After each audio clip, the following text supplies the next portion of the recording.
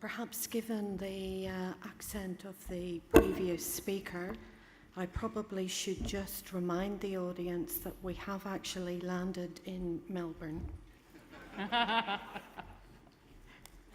But we are about to take off again, and as you board the plane for this session, you are most definitely turning to the left.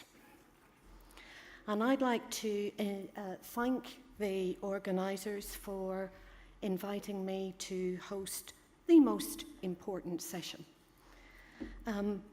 I don't feel that the student voice is heard as much in Australia as it is in other places, so I would like to applaud TEXA. But even more, I applaud our collection of students here today. And what a collection we have. We have national presidents and national representatives from all over our great sector.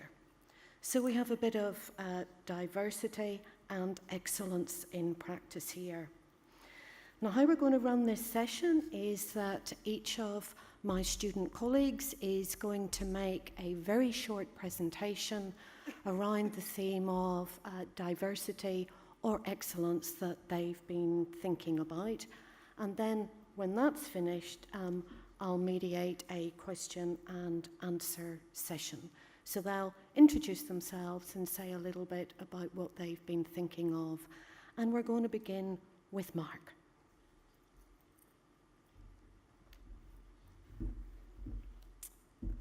Good morning.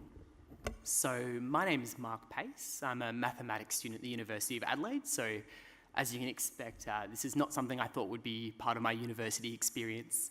But I've also been fortunate enough to be the national president of the National Union of Students this year, which is the peak representative body for Australia's undergraduate students. We had a bit of a discussion amongst the other students on the panel about what we really wanted to talk about today and the things that were really important to us. So we wanted to all focus on something throughout our university experience that's happened or something about the university experience that will shape the rest of our lives. And while there's so much innovation and changes that are going on within our university walls, we've all agreed that expanding access and diversifying the student body has been but the most important change to universities. So we've seen the massification of higher education over the past 5 years. We've seen hundreds of thousands of additional students participating at Australian universities who otherwise wouldn't have had the opportunity. But amazingly, these aren't just your socially advantaged school graduates. These aren't just your socially advantaged high school graduates. We've seen a huge increase in students with disabilities, students from Aboriginal and Torres Strait Islander backgrounds, online students, part-time students, mature age students participating in our higher education system. Higher education is truly becoming something accessible to the average and everyday Australian, to develop critical thinking skills in the future workforce, to learn how to become an active member in our community and society, and to learn how to live a more fulfilling life. These are the skills that I've had the privilege of developing over the past couple of years throughout my university experience, things that have significantly shaped and will shape the future of my life. Skills that I would not originally have if I had not had the opportunity, I would not have had the opportunity to develop without the expansion of access to higher education and its technology to communicate information and materials online. My personal story, so my family and I are from a very small island called Malta, which is a very small country, very far away in the Mediterranean Ocean.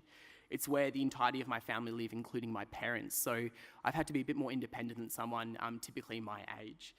Living on my own, it took me a very short time at university to understand just how expensive it can be to study. Paying for food, books, accommodation, even public transport, they all accumulate and can make university sometimes just too expensive.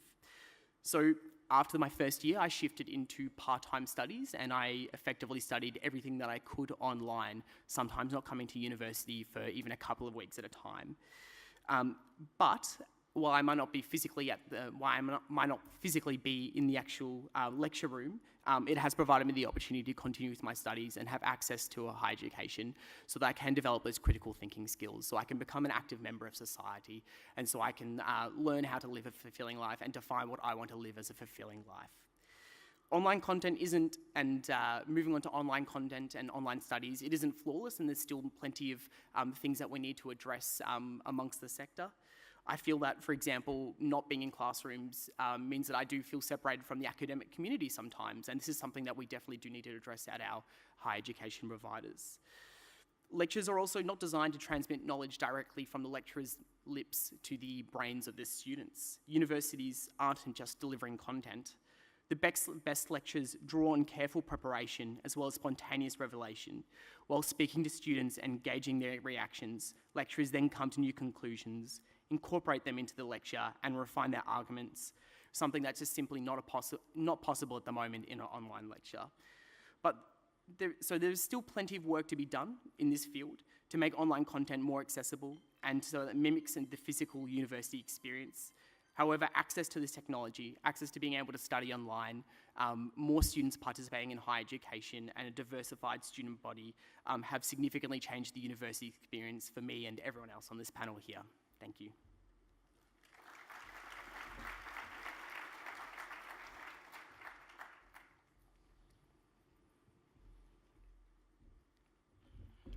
Hi. Before I start my little introduction, I'd just like to note that a little over a week ago, on the 20th of November, was Transgender Day of Remembrance. And I'd just like to pay my respects to trans activists that have come before me that allow me to speak in front of you all today. So my name is Lulu Thornley. I am a history student at the University of Monash. I am also the National Co-Convenor of the Australian Queer Student Network.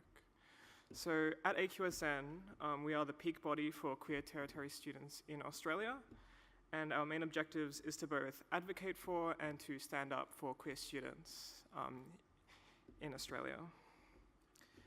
I find it really great that this conference is talking both about diversity and excellence, because I think that both can apply to queer students. For me, diversity is the basics of allowing queer students to attend your institutions, so stuff like recognizing students' gender pronouns and ensuring that members of your staff are, ally trained or at least know the basics, basic struggles that queer students face in Australia. These are sort of like the groundwork, so to say, of providing a diverse education for queer students. And I'm happy to say that among talking to my colleagues that most institutions in Australia do provide this sort of ground level basic diverse education to queer students, but what I think is most important is providing excellence to queer students. So excellence is going above and beyond for queer students and making them feel not only safe at your institution, but comfortable and enough to thrive and be excellent at your institution. Things such as providing a safe queer space for queer students, allowing them to change their name, gender, pronouns very easily at your institution, and to allow students that may not feel comfortable in a binary bathroom use gender-neutral bathrooms that are fully accessible at your institutions are vitally important to allowing queer students not only to feel safer at your institution, but to feel like they're really welcome and they feel safe. To me, the most important part about having queer students in the institution to feel safe and welcome is to listen to queer student leaders at your institutions, and it may be an indication that you might not be there yet if you don't know any queer student leaders at your institution. So by listening to us, by listening to queer students, we're the ones who can tell you what we need at your institution, and we can tell you how we can feel safe, how we can feel supported, and how we can feel like we're allowed to be excellent at your institution. Thanks.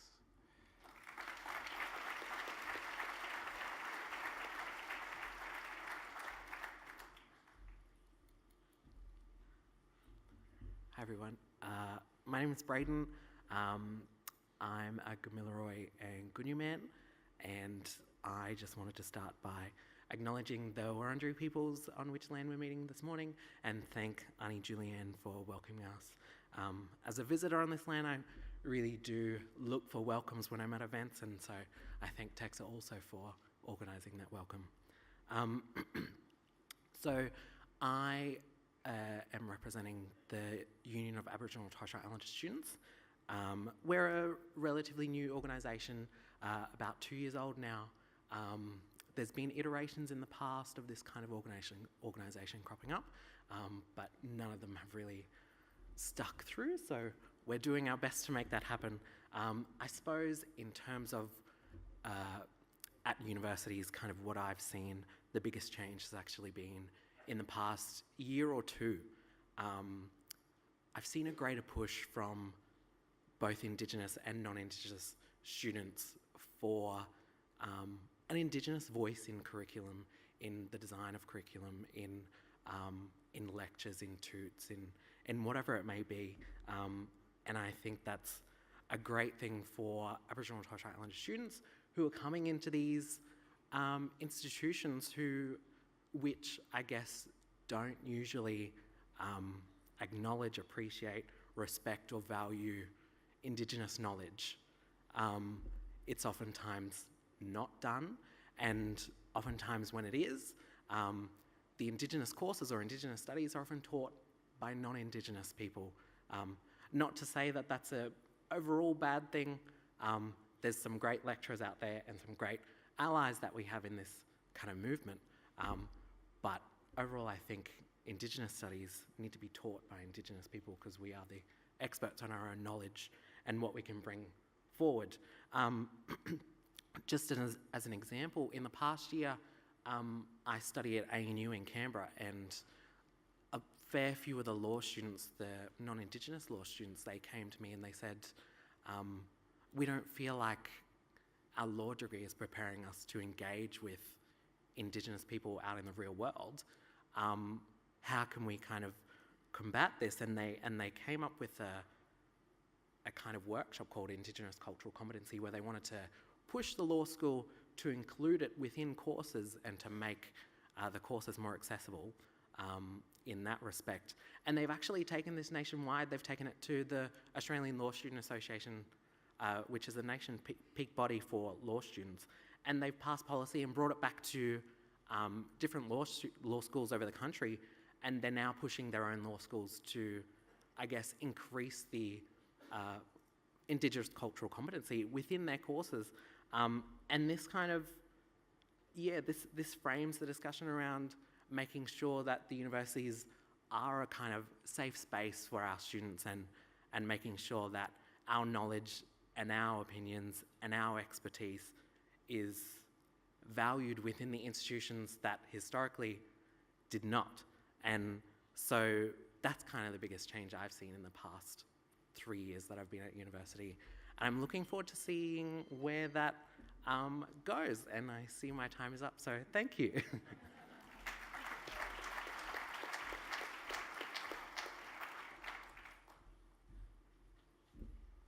Hi everyone, my name's Tess. I'm from Sydney in Manly, and I study at the International College of Management, Sydney.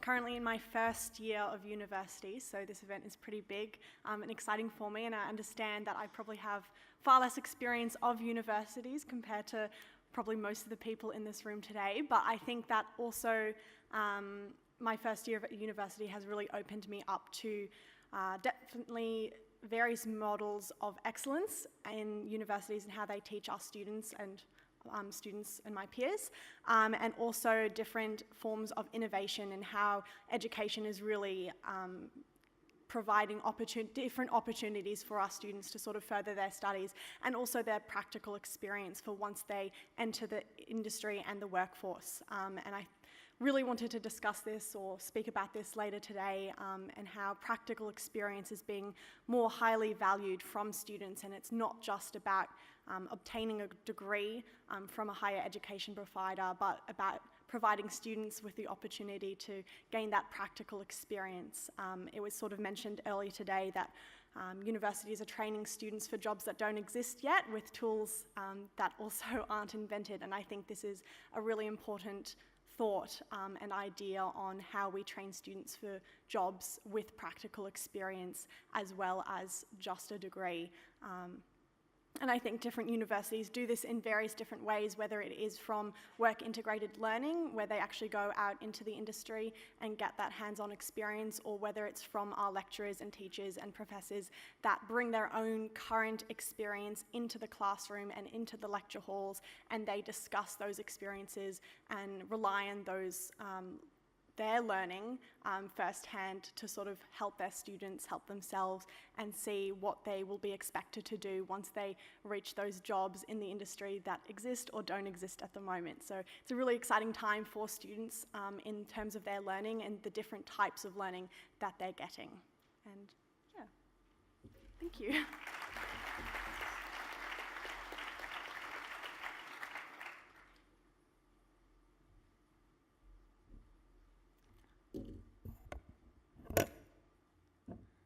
Hi, my name is Natasha Abrahams. I'm the President of the Council of Australian Postgraduate Associations, or CAPA, which is the peak representative body for the over 400,000 postgraduate students in Australia.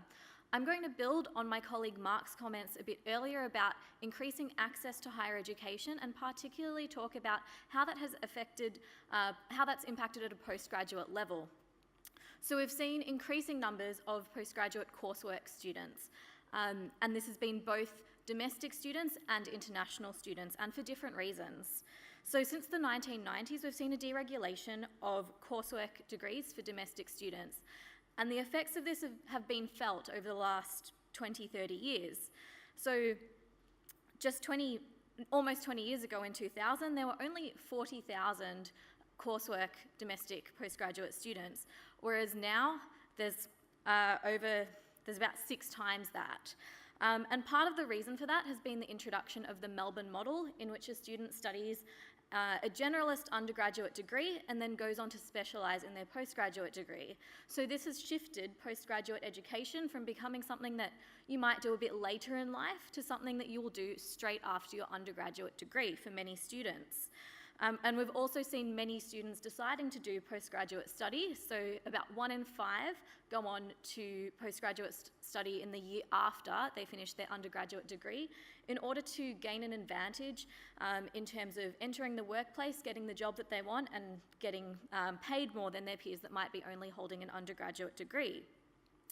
So despite the changing profile of coursework postgraduate students, it seems that there's still a misconception among decision makers that postgraduate students in Australia are typically a bit older, financially stable, maybe a middle-aged man coming back to do an MBA while he's partway through his career. But we've seen increasing diversity in this cohort, and for many that's not the case. Many are a 22-year-old that has suddenly found that they have no income and no family support, and they're trying to get through their postgraduate coursework degree in the hope of getting their dream job at the end.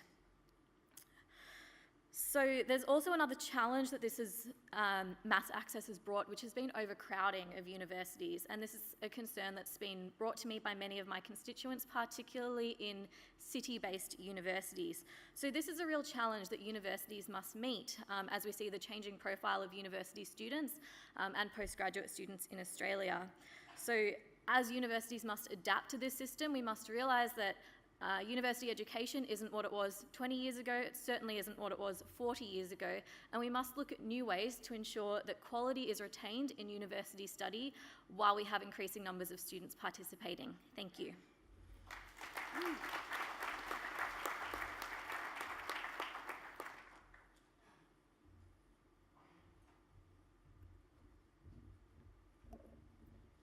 Hi everybody, good morning. I hope you're having a wonderful morning so far. My name is Sadie Heckenberg. I'm the President of the National Aboriginal and Torres Strait Islander Postgraduate Association. I'm a proud Wiradjuri woman, and I'd also like to acknowledge the traditional owners on whose lands we stand today, the Wurundjeri people. And I'd also like to acknowledge my elders from Wiradjuri Nation, both past and present, who without their guidance, I would not be standing here today. So I too am going to talk a little bit about postgraduate students, in particular Aboriginal and Torres Strait Islander postgraduate students. Our student cohort has actually grown exponentially over the last few years. As you would be aware, we're still a relatively new cohort within higher education. So we can still name the first person who got a degree as an Aboriginal person. And so what that means is there's a lot of growth and there's a lot of change, and it actually occurs quite fast.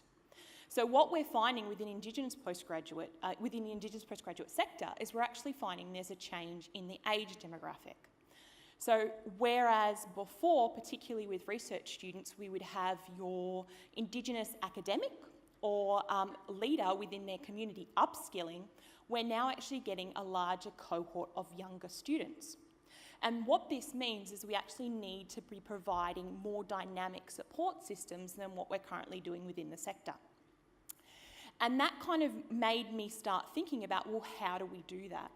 And if we look at the Indigenous Student Success Program funding, so our ISSP funding, which is what institutions get for their Indigenous students, most of that funding is, and understandably so, directed to undergraduate students. They're the larger cohort. In fact, Indigenous students all up are increasing quite extensively every year. We're getting about 1,000 more students each intake each year, which is a very large number of students for such a small population of our overall student cohort. But what this means is, well, how do we make our support systems more dynamic? And one of the things that we really feel within the sector that needs to occur is we need to think about, well, if our undergraduate students needed tutorial assistance, just because our postgraduate students are now in postgraduate study doesn't mean that they don't need that as well. So how do we actually mix that up? We're also looking at the fact that, okay, so you might only have one scholarship for an Indigenous student per institution as a postgraduate student. So how do we increase that scholarship funding? How do we actually attract those students? I actually sit on the Higher Education Standards panel, and what I really like to look at is, well, how across the sector are we engaging with this particular group of students? It's a real interest of mine, and I think one of the things that we really need to do to grow our own, to have this growth, is to actually include our Indigenous postgraduate students more within our research community.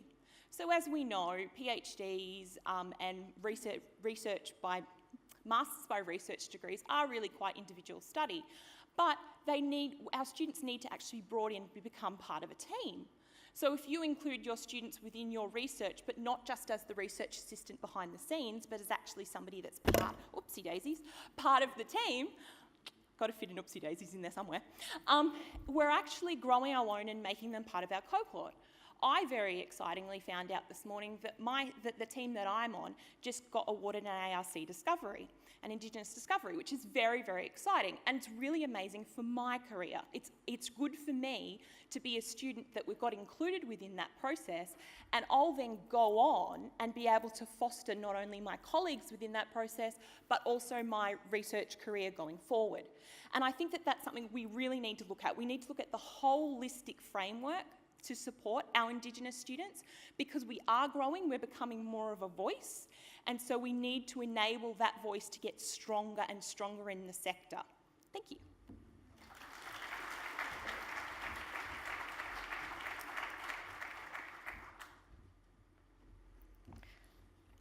Well, we've certainly heard some challenges, but we've got one more student to go.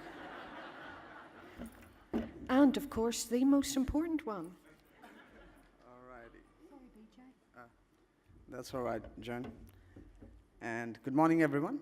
My name is Bijay Sapkota, and I'm the National President of International Students in Australia. I represent the Council of International Students Australia, which is the peak national body for all international students studying in Australia. First of all, I'd like to thank TEXA for giving us the opportunity to share our views. It's absolutely great to see the priority towards student voice throughout the sector. And I'll be touching base on John's missing me. It links somewhere, but okay. With the growing number of international students in Australia, the issues and the challenges are also increasing.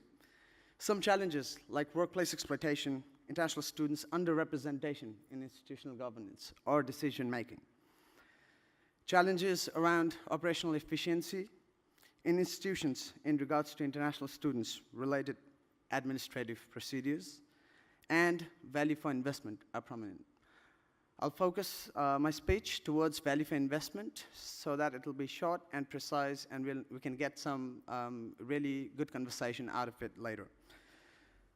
Innovation and excellence linked to global citizenship, where every graduate in Australia holds a global passport, which contributes to position Australian education #1 in the world. International students invest a lot of money for Australian education and come from different parts of the world. Australia, with the potentiality of becoming the world's multicultural capital, carries an appreciation of diversity. International students come from different socioeconomic status. For many, it would be impossible to achieve the value for investment by doing a job after returning back to their home country. It would take them a lifetime to recover the investment that they do in Australian education. Therefore, the wider education sector, in order to be sustainable and to have the growth of the international student as it is, should be thinking towards how international students studying in Australia can be globally competent, how they can get the return for their investment in Australian education. Some of the innovations to achieve this excellence would be incorporating leadership and entrepreneurship related courses, even as electives, and also through a broader alumni strategy to support international students after they return back from Australia to their home countries as well. Let's all join our hands together for the betterment of the wider student community, including international students in Australia. Thank you so much, everyone.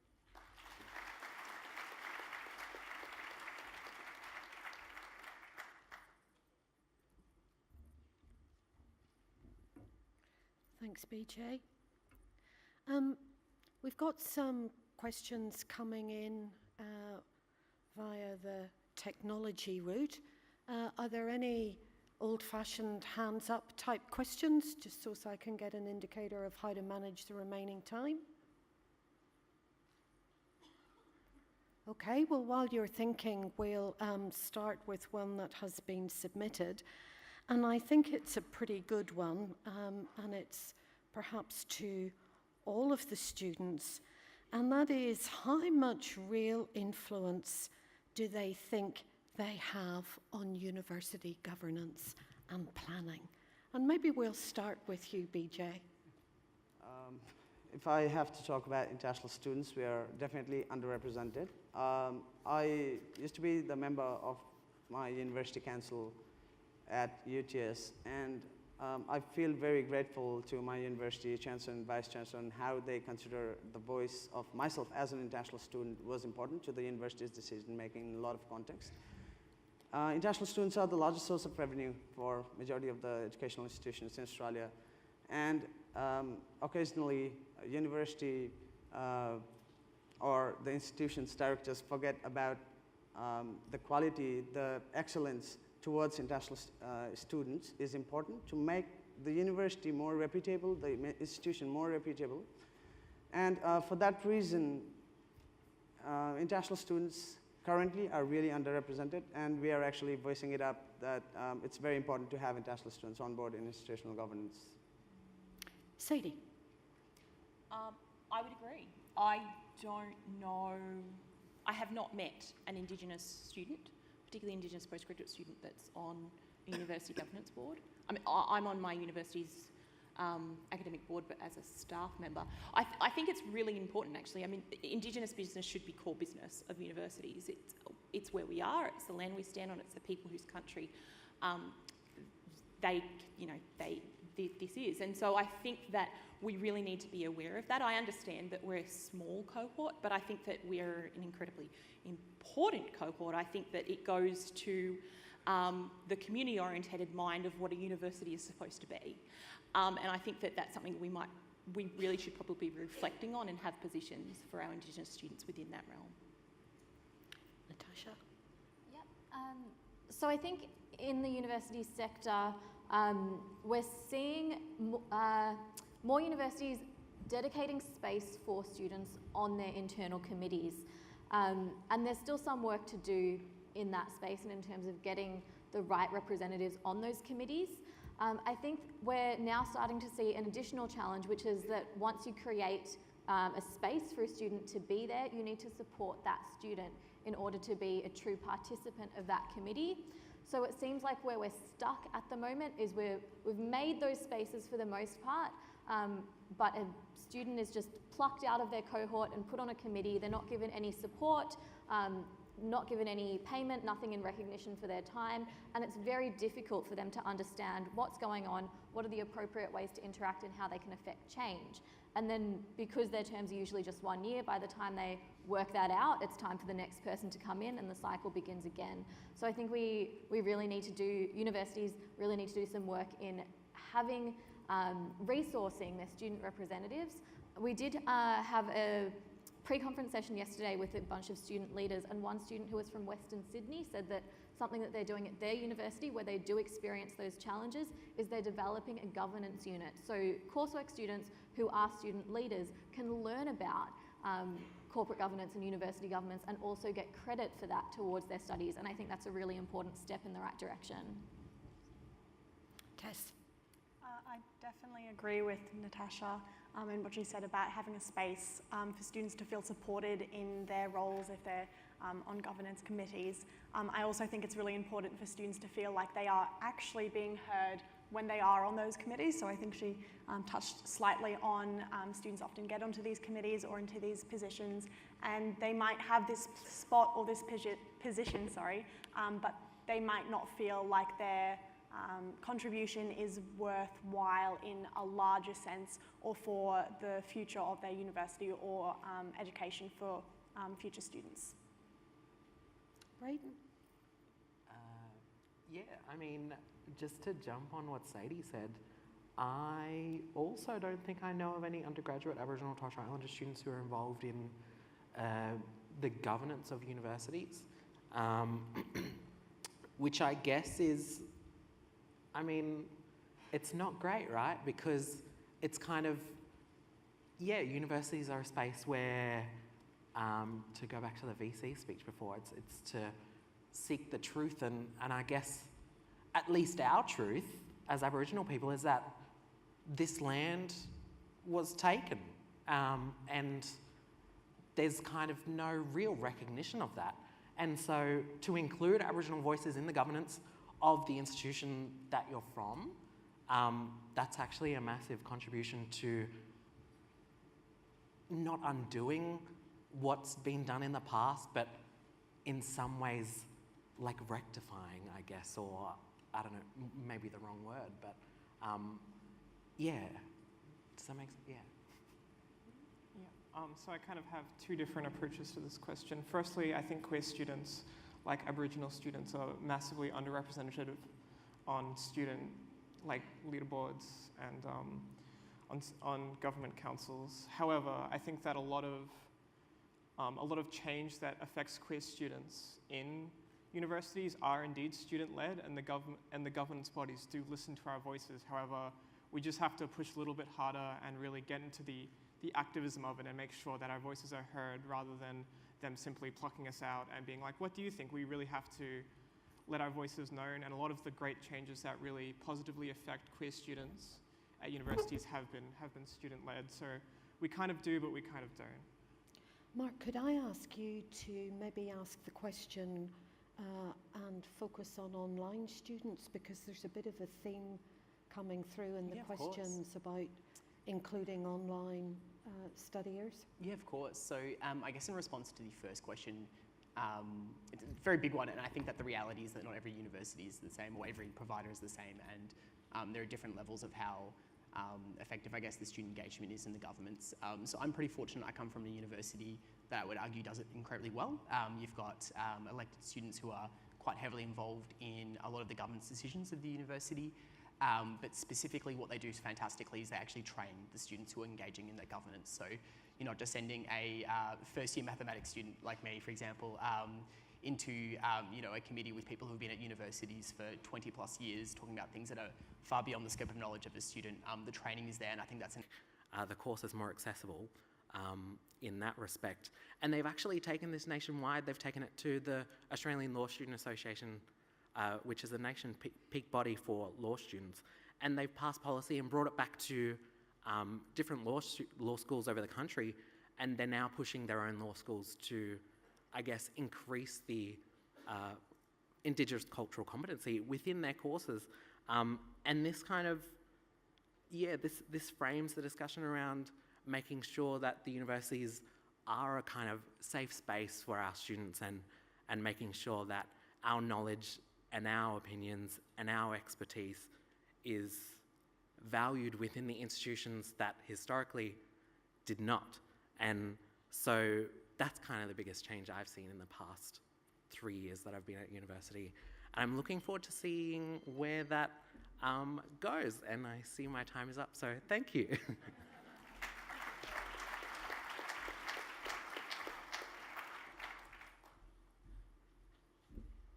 Hi everyone, my name's Tess. I'm from Sydney in Manly, and I study at the International College of Management, Sydney.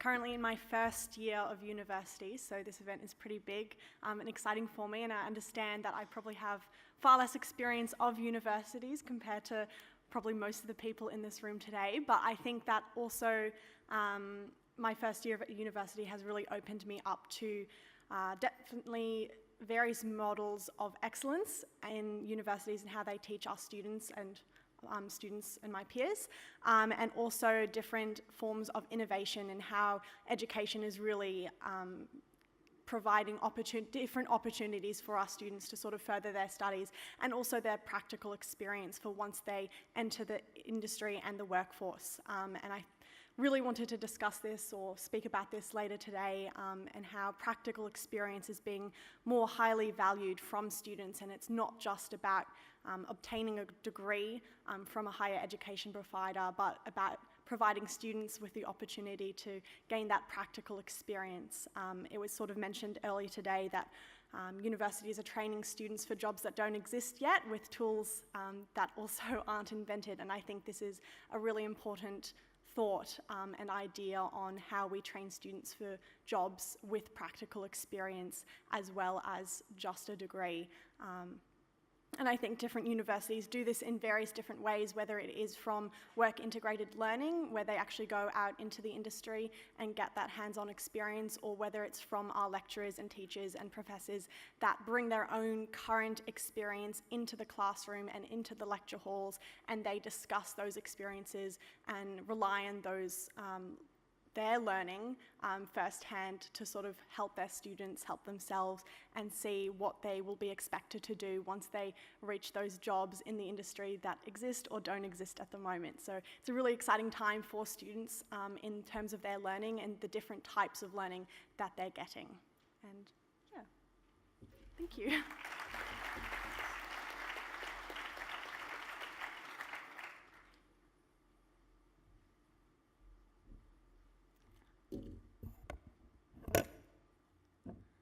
Hi, my name is Natasha Abrahams. I'm the President of the Council of Australian Postgraduate Associations, or CAPA, which is the peak representative body for the over 400,000 postgraduate students in Australia.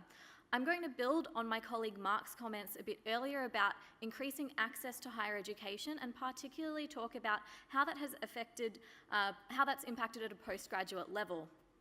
So we've seen increasing numbers of postgraduate coursework students, and this has been both domestic students and international students, and for different reasons.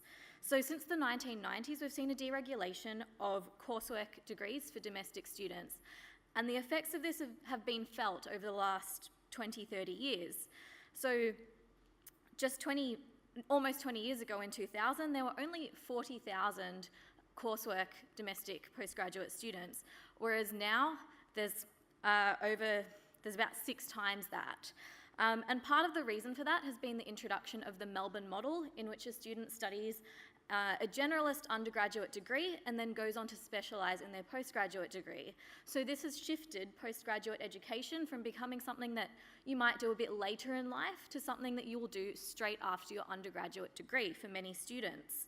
And we've also seen many students deciding to do postgraduate study, so about 1 in 5 go on to postgraduate study in the year after they finish their undergraduate degree in order to gain an advantage in terms of entering the workplace, getting the job that they want, and getting paid more than their peers that might be only holding an undergraduate degree.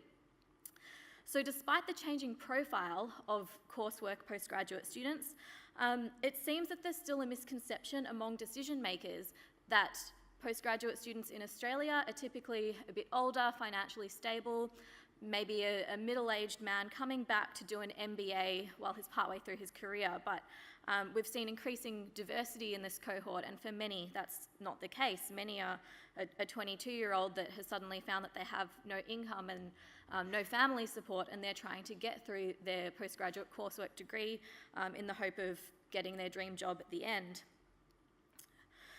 So there's also another challenge that this mass access has brought, which has been overcrowding of universities. And this is a concern that's been brought to me by many of my constituents, particularly in city-based universities.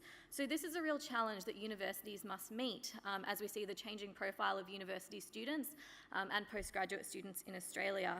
So as universities must adapt to this system, we must realise that university education isn't what it was 20 years ago, it certainly isn't what it was 40 years ago, and we must look at new ways to ensure that quality is retained in university study while we have increasing numbers of students participating. Thank you.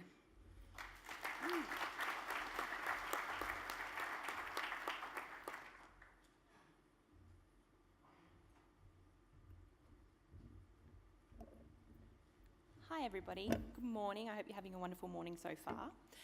My name is Sadie Heckenberg. I'm the President of the National Aboriginal and Torres Strait Islander Postgraduate Association. I'm a proud Wiradjuri woman, and I'd also like to acknowledge the traditional owners on whose lands we stand today, the Wurundjeri people. And I'd also like to acknowledge my elders from Wiradjuri Nation, both past and present, who without their guidance, I would not be standing here today. So I too am going to talk a little bit about postgraduate students, in particular Aboriginal and Torres Strait Islander postgraduate students. Our student cohort has actually grown exponentially over the last few years. As you would be aware, we're still a relatively new cohort within higher education. So we can still name the first person who got a degree as an Aboriginal person. And so what that means is there's a lot of growth and there's a lot of change, and it actually occurs quite fast.